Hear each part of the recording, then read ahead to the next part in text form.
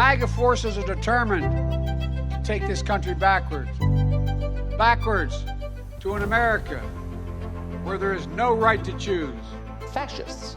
That's what the other side is, says Joe Biden. An American president comparing tens of millions of his own people to the moral monsters we shot and bombed and later hung from the gallows in World War II. MAGA Republicans have made their choice. They embrace anger. They thrive on chaos.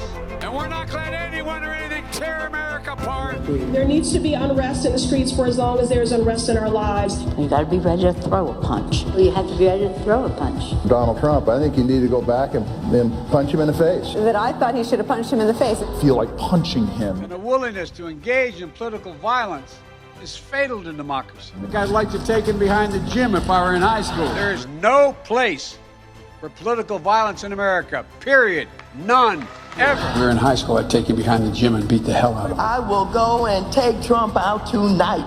Take him out now.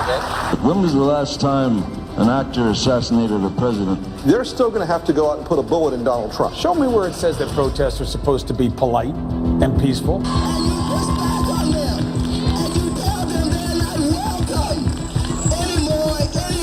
I have thought an awful lot about blowing up the White House.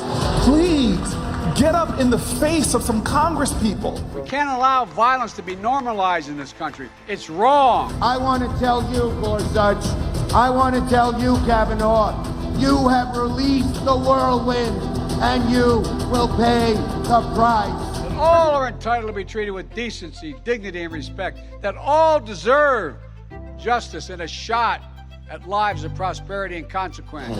If you had to be stuck in an elevator with either President Trump, Mike Pence, or Jeff Sessions, who would it be? Does one of us have to come out alive? Well, this is just a warning to you Trumpers. Be careful.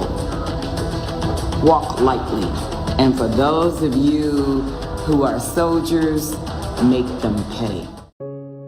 The largest children's hospital in the state of Illinois partnered with at least 4 public school districts, and they're doing everything, including promoting trans-friendly sex toys. They're promoting a LGBTQ-friendly sex shop for teens. So what seemed completely demented like 5 years ago, 4 years ago, 3 years ago, last year, ideas like castrating children and then attacking anyone who disapproves of castrating children, suddenly these ideas are at the center of American society. They're, quote, mainstream. How'd that happen? Well, a phenomenon called mass formation describes perfectly what happened.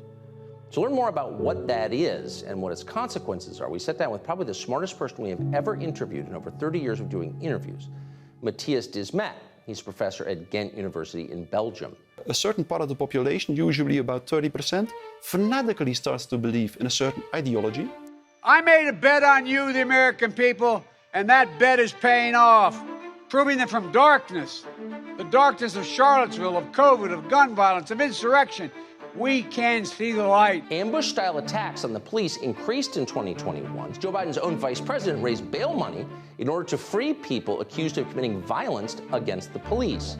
We went through the Russian collusion hoax, and then we went through the laptop disinformation hoax. And this phenomenon can be created artificially through indoctrination propaganda. Then we went through the insurrection and attempt to overthrow the government January 6th. It was a buffoonish riot. And saw a mob of 1,000 people storming down and killing several police officers in the meantime. How many police officers were killed, Joe Biden? Can you be more specific? Can you tell us their names?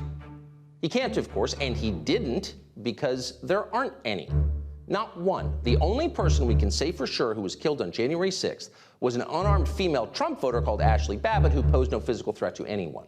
She was shot to death by a reckless police officer. That killing was never investigated because she was a Nazi, and you don't need an excuse to kill Nazis. People in a mass formation become radically intolerant for dissonant voices. They're a threat to our very democracy. In other words, the FBI interfered with the presidential election. That seems like a big story. In fact, it seems like a turning point. But Joe Biden ignored it completely. And in the ultimate stage of the mass formation, they will typically start to destroy everyone who doesn't go along with the masses. All of a sudden, permanent Washington can raid the home of a former president. That's never been allowed. It is now. And they will do so as if it is their ethical duty to do so. They're a threat to our very democracy. You're the problem. You're the reason things are broken. Your racism, your transphobia, your minivan. It's your fault. You stood in the way of progress. You are a Nazi. We hereby declare war on you. We must be stronger, more determined, and more committed to saving America than the MAGA Republicans are destroying America. That's scary because, yes, but there is always 60 or 65% of the people who do not really go along with the narrative, but who will never speak out, who will always choose the easy way.